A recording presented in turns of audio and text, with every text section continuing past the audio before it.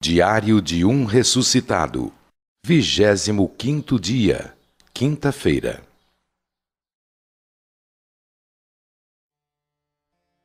A chegada do meu avô. Meireles, departamento pessoal. Bongiolo, especializado em profecias. O futuro do futuro. O retorno de Satanás. Os dois profetas. Os dissidentes. O Rei dos Reis.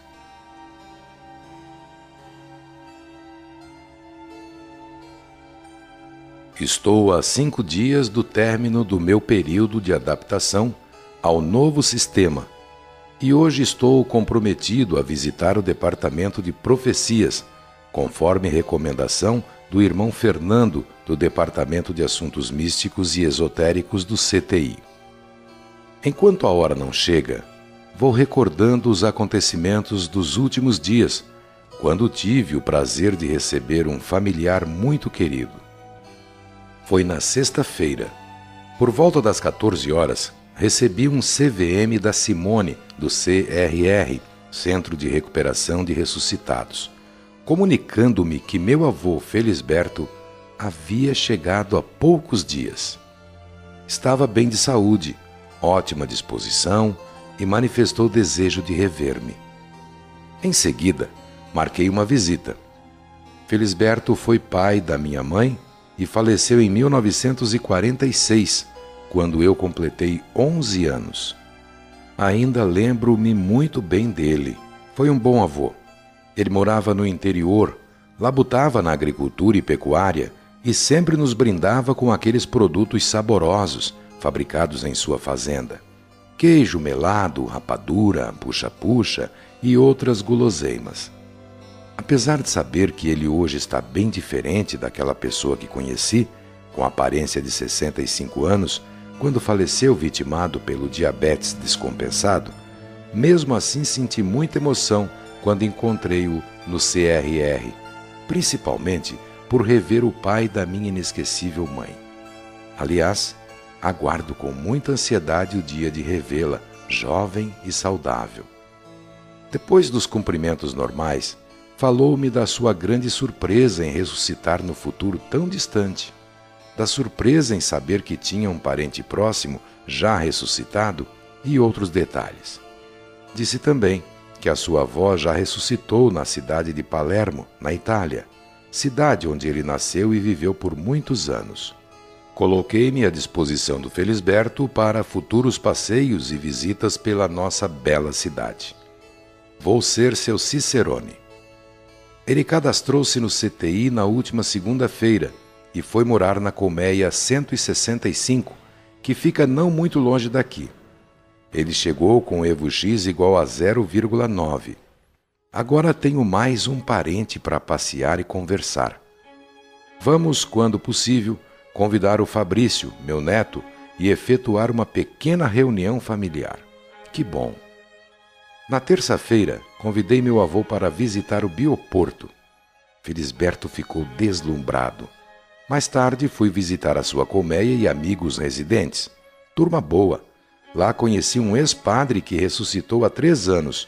Foi um papo interessante. Ontem fui ao CTI para decidir onde irei trabalhar e estudar. Fui conduzido ao departamento pessoal e fiz um teste de vocação, que constitui-se de testes escritos e verbais, que definirão cientificamente minhas tendências profissionais e culturais. Foi bem interessante. Amanhã devo voltar lá para uma entrevista com o irmão Meireles e decidir sobre o meu futuro. O departamento de profecias é tão modesto quanto os demais, mas também transmite aos visitantes aquela sensação de paz e tranquilidade, notadamente percebida ao entrar-se no recinto. O irmão Bongiolo é um instrutor muito atencioso. Com paciência e dedicação, proporcionou-me uma verdadeira aula sobre profecias. Dissertou sobre Isaías, Daniel, Ezequiel e tantos outros profetas do Velho e do Novo Testamento, mas deu ênfase especial ao apóstolo João, autor das profecias do Apocalipse. Bongiolo esclareceu-me que as profecias são escrituras sagradas inspiradas por Deus e que mostram-nos o projeto de Deus e conta-nos a história da humanidade desde os primórdios da criação do universo. Inclusive, descreve-nos o futuro que ainda vamos conhecer. Isto surpreendeu-me. Sempre pensei que já estávamos vivendo o futuro e que agora bastaria somente aguardar a evolução de todos e assim satisfazer o projeto divino de criar uma humanidade superevoluída. Foi aí que perguntei: caríssimo Bongiolo, sua belíssima exposição fez-me entender que existem profecias sobre o nosso futuro? Poderia explicar melhor? Claro, meu bom irmão. Você encontra no livro Apocalipse, capítulo 20, uma narrativa analógica dos acontecimentos relativos à queda do materialismo capitalista e consumista, simbolizada pela prisão de Satanás, que foi acorrentado e preso no poço do abismo pelo período de 1000 anos. Depois deste período de prisão, Satanás será solto e voltará para governar o mundo por algum tempo. A profecia também fornece uma visão dos ressuscitados da primeira ressurreição, que acompanharão Jesus no seu retorno à Terra, para formar o governo onde viveremos em paz durante 1000 anos, justamente o período da prisão de Satanás. Após 1 milênio encarcerado, Satanás será libertado e voltará por algum tempo a comandar a humanidade, conforme mostra o versículo 3. E o que está profetizado sobre o retorno de Satanás, que acredito representar a volta de um sistema de vida capitalista como no passado, correto? Pergunto. É mais ou menos isto, meu caro amigo Alfredo. Os nossos exegetas bíblicos ainda estudam qual a melhor versão ou a melhor interpretação destes textos que tratam do nosso futuro, relativo a um possível retorno a algum sistema de vida vinculado ao materialismo satânico. O capítulo 11 do Apocalipse trata deste mesmo assunto. Ali, mostra o regime atual analogicamente representado por 2 profetas que comandam a humanidade por 1000 anos. Os 2 profetas caracterizam as 2 igrejas, a de Deus para os judeus e a de Jesus para os cristãos, que é a fórmula mística que inspira o nosso sistema atual. Bongiolo pensa um pouco antes de continuar sua dissertação, porque o assunto é de difícil compreensão. Depois continua. O capítulo 11, após mostrar o período de grande poder da sociedade comandada pelos 2 profetas, traz nos versículos finais a confirmação da libertação de Satanás do abismo, onde esteve preso por 1000 anos. Satanás retorna para provocar uma grande revolta contra o regime dos 2 profetas, que serão mortos, mas não sepultados, e um novo regime materialista será implantado por 3 anos e meio. Depois deste período, algo importante acontece, e os profetas reabilitam-se e, usando seus poderes místicos, derrotam os adversários. Também observa esta profecia que muitos dos derrotados converter-se-ão e uma nova era começará. A última era, também chamada de julgamento final, quando os que não conseguirem a devida evolução dentro de um determinado tempo serão eliminados, ou seja, perderão a chance de salvação. Pelo que posso deduzir, muita coisa ainda vai acontecer. Então pergunto: como ou de onde surgirão os rebeldes contra o nosso regime? Aí tem algo que acho que você já deve saber. O nosso regime não é perfeito. Longe disso.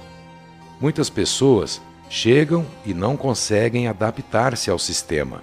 Assim, estes que chamamos de dissidentes fundaram colônias em vários locais do mundo para viverem em comunidades alternativas. Ali vivem, com leis próprias, à margem da nossa sociedade. Com certeza, nunca conquistarão os conhecimentos necessários para a divina consagração evolutiva. Que surpresa! Nunca imaginei que isto pudesse estar acontecendo. Vou em frente. Não há meios de convencê-los a retornarem?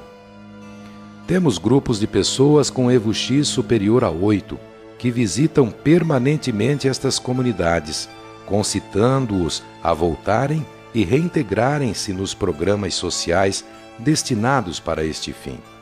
Muitos aceitam e recuperam-se. É uma missão muito importante para os irmãos especializados neste mistério. Infelizmente, a quantidade de regenerados é inferior à de adesões aos dissidentes. Se continuar assim, com o tempo teremos milhares de descontentes espalhados pelo mundo. Se eles unirem-se e rebelarem-se contra o nosso sistema, poderão surgir problemas, claro. Entendo, respondo. Para mim foram revelações surpreendentes. Nunca imaginei que ainda corrêssemos o risco de volvermos a qualquer um dos antigos regimes materialista. Prossigo. Em sua opinião, meu caro amigo Bongiolo, os dissidentes prefeririam que o nosso regime fosse igual ao do passado? Ou será que sentem falta das vicissitudes sexuais? Acho que sim, caro amigo Alfredo. Pessoas com dificuldades em abolir a prática sexual, tão valorizada e até necessária na vida anterior, ignoram os prazeres surpreendentemente superiores que encontramos com nossos novos corpos. A fixação pelo sexo é tão grande que alguns chegam a imitar ou simular a prática sexual como se ainda fosse possível realizá-la. Também muitos trazem consigo aquela centelha de orgulho e poder e não admitem a igualdade com os demais.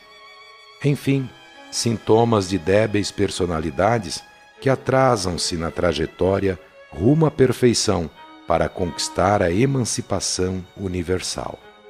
Felizmente, muitos retornam para reencontrar o caminho.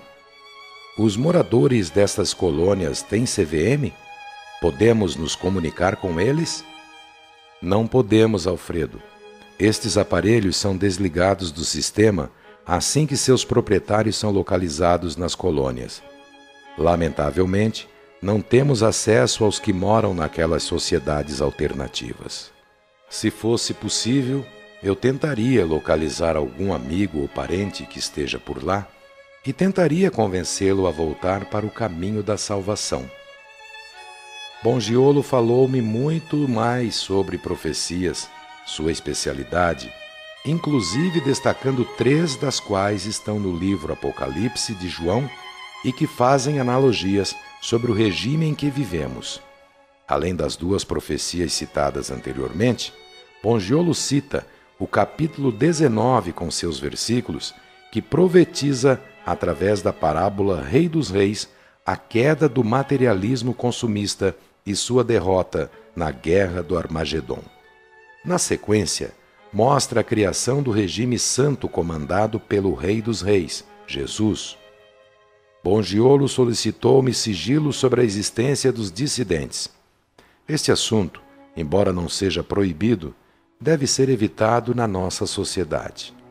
Nossos líderes pedem para evitarmos este tema. Os conhecimentos proféticos do irmão Bongiolo são impressionantes.